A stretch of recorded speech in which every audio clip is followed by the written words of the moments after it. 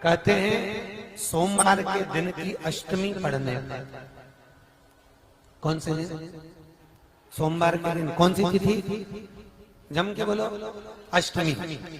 सोमवार के दिन अगर अष्टमी तिथि पड़े और उस दिन अगर 5 बेलपत्र भगवान शिव को समर्पित कर दी जाए तो व्यक्ति जो सोचकर जिस कामना से जिस मनवांछित फल के लिए बेलपत्र चढ़ाता है उसकी वो कामना मात्र 3 महीने में पूरी हो जाती है।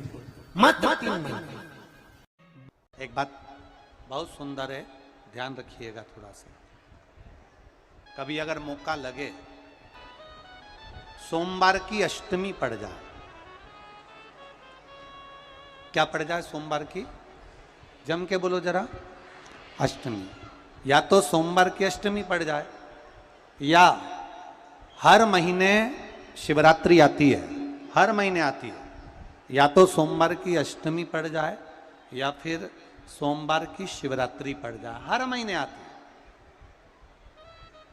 प्रयास करना कहीं से देसी गाय का दूध मिल जाए,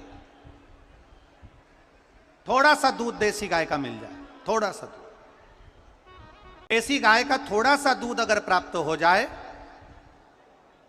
बेलपत्री के पत्ते से दूध कटोरी में लेकर, मात्र बेलपत्री के पत्रे से एक एक बूंद अगर दूध, आप एक बूंद अगर ज्यादा ना मिला हो, 1 चम्मच भी अगर आपको दूध देसी गाय का मिल गया हो और सोमवार की अष्टमी पड़ जाए या सोमवार की, जम के बोलो, शिवरात्रि पड़ जाए, उसमें केवल अगर देसी गाय का दूध मिल जाए, जर्सी गाय का नहीं हो, देसी गाय का अगर दूध मिल जाए, बेलपत्री के पत्ते से, तुम्हारे घर के अंदर अगर शिवलिंग है या मंदिर में शिवलिंग है या तुम्हारे नजदीक में कोई शिवलिंग है, उस पर बूंद बूंद, एक एक बूंद अगर शिवलिंग पर दूध समर्पित कर रहे हो, श्री शिवाय नमस्तुभ्यम, नमः शिवाय, या षडाक्षर मंत्र ओम नमः शिवाय, या 33 अक्षर का मंत्र महामृत्युंजय मंत्र, इसका स्मरण कर कर शिव जी पर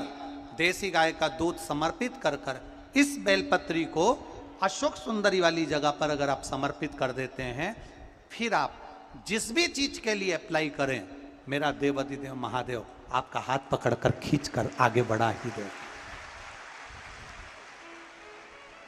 मेहनत करना,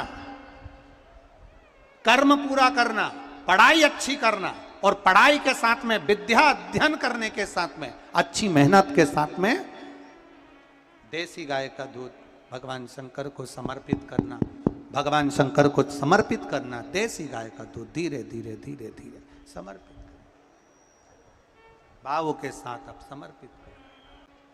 देसी गाय का दूध एक एक बूंद समर्पित करिए, धीरे धीरे समर्पित करो। और देसी गाय का दूध जब धीरे धीरे समर्पित करें, बड़े रास्ते से, आनंद से धीरे धीरे जब आप समर्पित करेंगे, बेलपत्री वही दूध में सनी हुई बेलपत्र अशोक सुंदरी वाली जगह पर, उस समय पर डंडी का भाग शिवलिंग की ओर नहीं होना चाहिए, उस समय पर डंडी का भाग जहाँ से पानी बहकर जाता है अशोक सुंदरी की ओर से, वहाँ पर होना चाहिए। कार्य में सफलता मिलती ही है। शिव तत्व को धारण करें।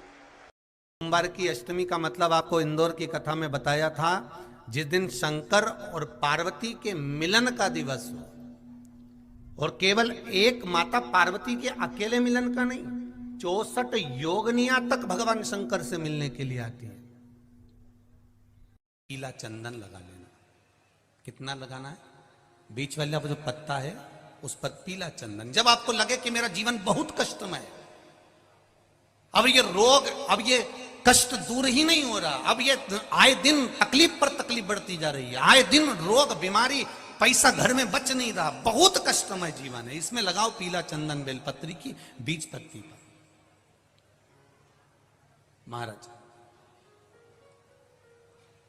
और बीज पत्ती पर जब चंदन लग जाए, लगने के बाद में ये दोनों पत्ती पर लाल चंदन लगा लीजिए। इन दोनों पत्ती के बीच में जो डंडी का भाग होता है, आपको कहा था, आपको स्मरण में होगा शायद, हमने जब बेलपत्री की महत्वता बताई थी तो उस बेलपत्री की महत्वता में कहा था ब्रह्मा विष्णु महेश ये 3 हैं, बोला था। बीच में ये बड़ी पत्ती से लेकर जो 2 पत्तियां होती हैं, इनके बीच में जो जगह बचती है, इसमें मां पार्वती के 64 योगनियां, मां पार्वती अपनी पूर्ण सिद्धि के साथ में जितनी भी देवी के स्वरूप हैं, वो माता 64 योगनियां देवी के स्वरूप में यहां पर विराजमान होती हैं। 2 पत्ती के नीचे से जो डंडी होती है नीचे तक, ये पूरी डंडी में 33 कोटि देवी देवताओं विराजमान होते हैं इस पूरी डंडी के अंदर।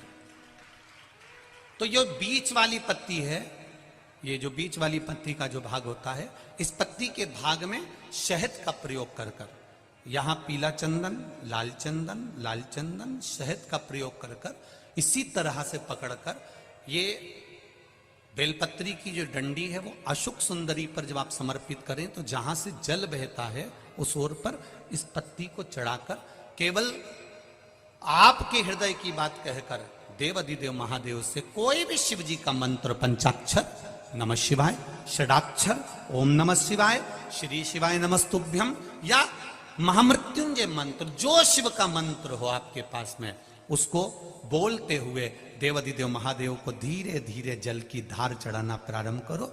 जल की धार जब पूर्ण होने लगे, उसमें थोड़ा जल बचे, तब अशोक सुंदरी पर जो तुमने बेलपत्र चढ़ाई है वहां उस जलधार को चढ़ा। ये प्रयोग आपको केवल सोमवार की अष्टमी पड़ने पर ही करना है। कौन से दिन करेंगे? जम के बोलिए जरा। सोमवार की अष्टमी पड़ने पर यह प्रयोग करें और जल चढ़ाकर बाबा से विनती कर कर उसी बेलपत्र को वापस उठाकर कहीं जलाशय में या किसी पेड़ के नीचे विसर्जन कर दें और 1 लोटा जल वहां भी चढ़ा दें। बस निवेदन कर कर आ जाइए, मेरा बाबा 3 माह के अंदर हाथ जरूर पकड़ेगा और आपको दलदल से बाहर निकाल देगा। बात और आपसे कहेंगे, उतारिएगा। जिसके शरीर में सफेद चमड़ी पड़ने लगती है, चर्म रोग हो जाता है, या चेहरे पर आंख के पास में पूरा कालापन आ जाता है, उसको हमेशा याद रखना है, लाल चंदन का लेपन पीपल के पत्ते पर करिए। काय पर करना है? पीपल के पत्ते पर लाल चंदन का लेपन करिए।